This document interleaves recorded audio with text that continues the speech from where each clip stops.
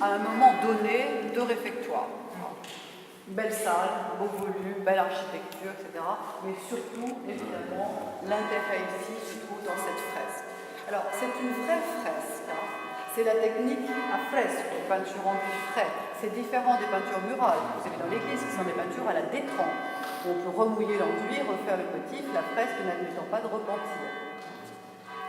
Deux registres. Registre supérieur.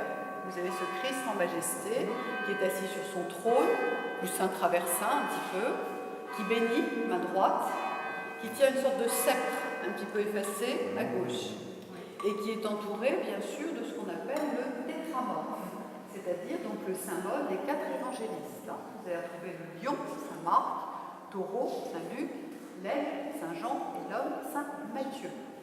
C'est l'illustration de la vision d'Ézéchiel, hein, les 4 vivants ailés qu'on a dans l'Ancien Testament, qui est reprise dans l'Apocalypse de Saint Jean. C'est un thème iconographique très répandu. Plus rare, un petit peu plus rare, le dessous. C'est une vierge en majesté, elle aussi, hein, même sorte de trône, son fils. Ici, on parle plutôt de vierge orante. Elle n'a pas le bébé sur le bras. C'est une vierge qui a la position de la prière, la paume ouverte comme ceci, elle est en prière, elle est en oraison. Elle tient une fleur, 3 boutons, lisse, campanule, ça dépend des interprétations. Entourée de 2 anges avec des ailes très recourbées. C'est protection, obéissance hein, en même temps. Et entourée bien sûr du conseil apostolique, c'est-à-dire des 12 apôtres. Voilà. Bien sûr, on a une influence très byzantine ici, que vous allez retrouver à Brioude, que vous allez retrouver au Puy-en-Velay. Hein, alors, les artistes, évidemment, au Moyen-Âge, voyagent beaucoup. Seulement, tous ne vont pas jusqu'à Byzance, jusqu'à Constantinople. L'influence byzantine, elle se fait souvent via l'Italie du Nord, et ici, on pense souvent à Ravenne, hein, parce qu'on est très proche avec ce second registre des mosaïques du sang vital de Ravenne, où là-bas, vous avez alors l'empereur, l'impératrice, Justinien Théodora, la cour impériale. Mais si vous regardez quand même cette vierge, elle ressemble à une icône, mais elle ressemble à l'impératrice Théodora aussi. Petite coiffure triangulaire, elle est vêtue de cette pourpre, ce vêtement pourpre, la pourpre byzantine, la pourpre des empereurs, et non pas du bleu marial qui viendra un petit peu après.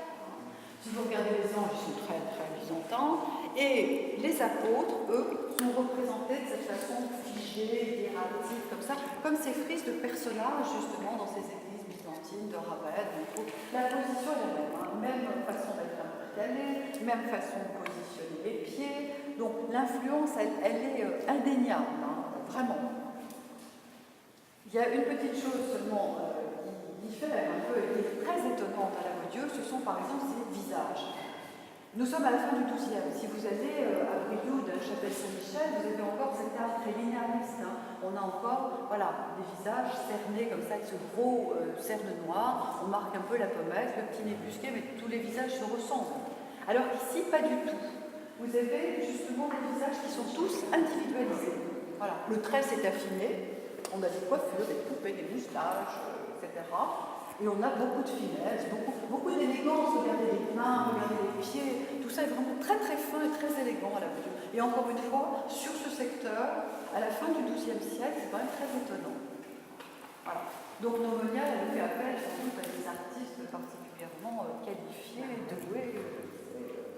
Et alors aussi, évidemment, une énorme chance pour la Dieu d'avoir pu conserver cet ensemble. Parce que, à nouveau, si on se remémore la Révolution française, ici, c'était devenu l'étable quand même. C'était les vaches. Hein. C'était les vaches au rez-de-chaussée, et c'était, vous voyez, on a l'emplacement, enfin une poutre ici, la grange à foin au-dessus.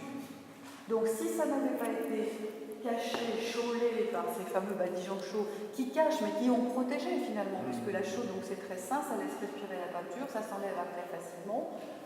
Vraisemblablement, on n'aura plus rien avec le métal, etc. Voilà.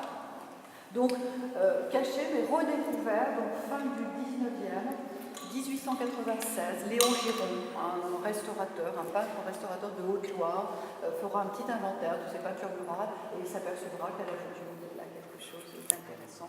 Et il nous offrira ce premier relevé. Ce sera complété après par les restaurations des années 1945, quand on a fait les grandes années de restauration de cet ensemble. On a vraiment remis au jour cet ensemble et on l'a restauré un petit peu très légèrement. Voilà, donc une chance quand même inouïe. Hein. Les fresques de la fin du XIIe de cette ampleur et de cette qualité, on en a très peu. Quoi. Un petit